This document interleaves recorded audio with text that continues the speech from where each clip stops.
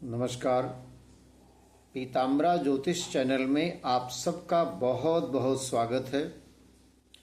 दर्शकों, हम बताने जा रहे हैं कि कुंडली में जो छठा भाव है उसका क्या रहस्य है और वो क्या क्या चीज़ों को प्रतिपादित करता है।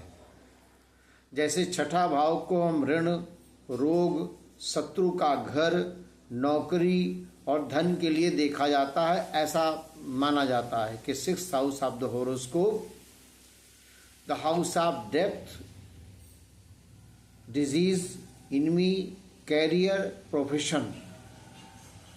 तो कुंडली में त्रिक भाव, त्रिक कहते हैं 6, 8, 12 भाव को त्रिक कहते हैं। ये बुरा फल देता है, बुरा फल देने वाला माना जाता है। इनको दुष्ट स्थान भी कहते हैं और जिनमें अष्टम स्थान सर्वाधिक अशुभ माना जाता है। इसके बाद छठा स्थान और उसके बाद द्वादश स्थान को सबसे कम अशुभ माना जाता है। छठा घर झगड़ा, मुकदमा, बीमारी का घर भी होता है। छठा स्थान रोग, शत्रु, कर्जा, नौकरी का भी है। इसको उपचय भाव कहते हैं। उपचय का अर्थ है वृद्धि या गतिशीलता। तो छठे घर में स्थित जो ग्रह का शुभ या अशुभ प्रभाव बहुत तेजी से मिलता है। मनुष्य के मानसिक संताप, दुश्मनी, बीमारी, ननिहाल, नौकरी, रखेल, भूत बाधा, कर्जा, झगड़ा, मुकदमा भी दर्शाता है। तो इस भाव का नैसर्गिक सामान्य कारक कुंडली का छठा भाव स्वामी के अलावा भी एक ग्रह मंगल है। काल पुरुष की कुंडली में छठे भाव का कारक बुध माना जाता है। छठा भाव अगर पीड़ित है, कमजोर है, तो जातक को बीमारी लग जाती है, लोन बढ़ जाता है, ऋण बढ़ जाता है, कर्जा बढ़ जाता है, शत्रुओं से परेशानी बढ़ जाती है, अचानक चोट लग जाती है, बीमारी ज़्यादा बढ़ जाती है, ऑपरेशन की नौबत आ जाती है, ननिहाल और मामा से संबंध खराब हो जाते हैं, नौकरी और यात्रा में कष्ट होता है। छठा घर अगर पीड़ित है, छठे भाव का स्वामी पीड़ित है, तो जिन रोगों से जातक पीड़ित होगा उनको खष्ट भाव से देखा जाता है। इस भाव से ऋण का विचार किया जाता है। छठा स्थान व्यक्ति के संभावित शत्रुओं का सूचक है। शत्रु स्थान भी कहते हैं। शत्रु या रोग हमें हानि पहुंचाते हैं। तो इस दृष्टि से भाव अपने का प्रतिनिधित्व न करके पराये का प्रतिनिधित्व करता है। छठा भाव प्रबल मंगल या खष्टे स्वयं हो। अगर ऐसा मंगल छठे भाव में बैठा है, प्रबल है, मकर का है या मेष या वृश्चिक का है, शत्रुहंता योग बन जाता है। छठे भाव का स्वामी लग्न में है तो शत्रुहंता योग बन जाता है।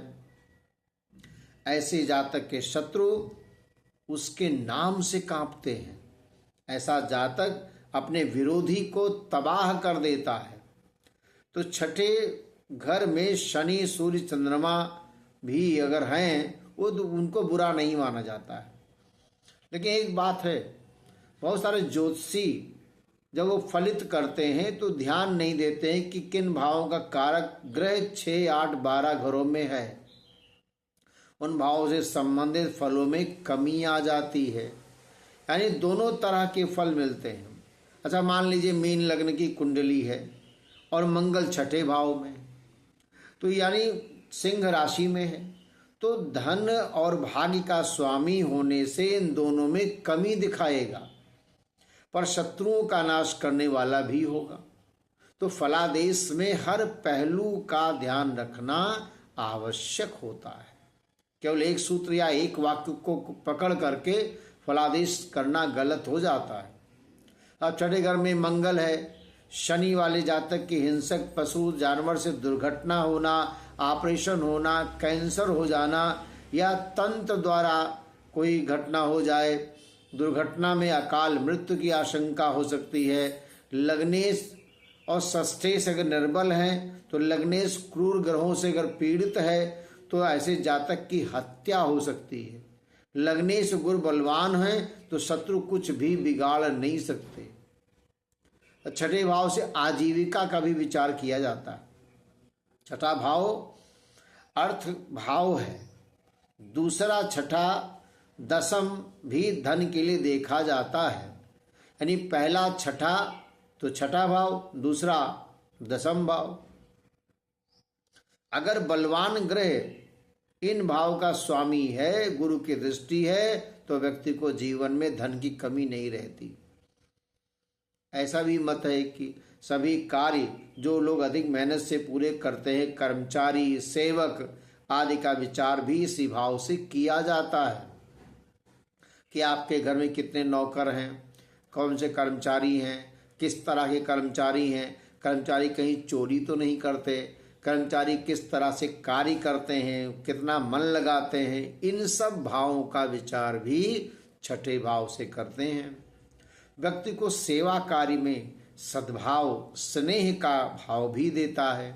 अब कुंडली में छठे भाव को अशुभ ग्रह स्थित हो मान लिया वहाँ, तो व्यक्ति की आजीविका में बाधा आ जाती है। इस योग के फलों को देखते समय अशुभ ग्रहों पर शुभ ग्रहों का प्रभाव होना चाहिए। इस भाव में चंद्रमा शुक्र की स्थिति पर व्यक्ति अस्पताल या होटल से संबंधित क्षेत्रों में आजीविका प्राप्त कर लेता। मान लिया चंद्रमा छठे बैठा है या शुक्र बैठा है, तो ऐसे लोग होटल व्यवसाय से बहुत अधिक पैसा कमा लेते हैं। तो ये भाव अस्पताल का भाव भी कहलाता है। सूर्य और राहु व्यक्ति को चिकित्सक बनाने की योग्यता देते हैं। अब मान लिया छठे भाव में सूर्य बैठा है या राहु बैठा है, तो वो सब वहाँ बैठ करके आपको हॉस्पिटल आप बनवाएंगे, आप चिकित्सक बन जाएंगे, ऐसा भी देखा जाता है। छठे भाव से मंगल का संबंध व्यक्ति को सेना में, पुलिस में, फोर्स में काम करने का अवसर देता है। छठे भाव में शनि का अगर संबंध है तो व्यक्ति को न्याय के क्षेत्र में सफलता मिलने लगती है, न्यायाधीश बन जाता है। वकालत में सफलता का क्या योग है कि कुंडली में छठा, तीसरा, नवम अगर भाव बली है और मंगल शनि का संबंध है तो व्यक्ति अपने पराक्रम के बल से कानून के क्षेत्र में उच्च पद प्राप्त कर लेता है, न्यायाधीश बन जाता है। शनि अगर बली अवस्था में है तो व्यक्ति को व्यापार के स्थान पर नौकरी करना अधिक पसंद होता है। अच्छा, कर्जा कैसे होता? छठे भाव, किसी की कुंडली में नीच का पाप ग्रह छठे भाव में बैठा हो और लग्नेश भी दुर्बल हो तो ऐसा व्यक्ति कर्ज का शिकार बन जाता है। मार्केश छठे भाव से संबंध बना रहा हो तो बीमारी के लिए जातक कर्जा लेता है। और छठे भाव में ग्रहण योग बना हो तो धन लाभ के स्वामी पीड़ित हो तो भी जातक कर्जा लेता है। शनि मंगल, शनि राहु इस भाव में अगर युति कर रहे हैं तो शत्रु द्वारा धन का नाश करवा जाता है। बृहस्पति ग्रह सभी का सबसे अधिक लाभकारी ग्रह माना जाता है। अब प्रतिकूल घर में इसकी नियुक्ति इसके लाभकारी गुणों का विस्तार करने में समर्थ बनाती है। कारण हानि करो जीवा, गुरु जहां बैठता है उस जगह की हानि कर देता है। तो मेष लग्न में विपरीत राजयोग का निर्माण करती है। अब चंद्रमा यहाँ हो तो तनाव चिंता का कारण पाचन संबंधी समस्या दे देता है। राहु छल का कारक है। तो छठा भाव शत्रु का, अगर गुरु धन का स्वामी होकर छठे घर में बैठ जाए और राहु भी वही हो तो ऐसा व्यक्ति धन प्राप्त कैसे करेगा? छल कपट से, लूट के द्वारा प्राप्त करेगा और कर्जा में डूब जाएगा। तो क्या छठे घर के स्वामी का ग्रह रत्न पहना जा सकता है? अब लोग प्रश्न करते हैं कि ऐसी कंडीशन पर क्या छठे घर का जो स्वामी है उनके रत्न पहने? तो बात ध्यान से समझिए कि रत्न का निर्णय किसी ग्रह के स्वामी से किया जाता है, स्वामित्व से किया जाता है, न कि वो कहाँ बैठा है। एक और स्पष्ट सीधा सूत्र है, शायद 10 में से 9 ज्योतिषी जानते हैं, समझते नहीं हैं, मानते भी नहीं हैं। रत्न केवल लग्नेश, पंचमेश, नौमेश या उनके मित्र ग्रह का पहनाना चाहिए। कौन सा रत्न पहनना चाहिए? लग्नेश, पंचमेश, नौमेश या उनके मित्र ग्रहों का पहनना चाहिए। अन्य सब बातें टाइम पास है, गौण है। यानी अगर छठे घर का स्वामी लग्नेश का मित्र है तो रत्न पहना दो। नवमेश का स्वामी यदि वो मित्र है छठे घर का तो आप पहना सकते हैं। इस तरह से अगर लग्नेश का स्वामी छठे घर का मित्र है, पंचमेश का स्वामी छठे घर का मित्र है, लेकिन लग्नेश का शत्रु है, तब तो मत पहनाइए। यानी वही रत्न पहनाना चाहिए जो लग्नेश का मित्र हो, मित्र ग्रही या स्वग्रही। इस तरह से बहुत कुछ समझकर, ध्यान करके और उसका फलित करके, आनयन करके, गणित का आनयन करने के बाद ज्योतिष गणित का कि कौन सा ग्रह कहाँ बैठा है, कितने दूरी पर बैठा है, क्या उसका डिग्री का बल है, खट बल कितना है, ये समझ करके तब जब चिकित्सा की जाती है, रत्न पहनाए जाते हैं, तब वो रत्न फलित होता है। आप हमारी इस वीडियो को देखें, सुने, समझें और लाइक करें, सब्सक्राइब करें, अपने कमेंट्स भी लिखें, अपनी समस्या भी लिखें, जिससे हम और उत्साहित होकर आपको वीडियो प्रदान करें। जय सिया राम।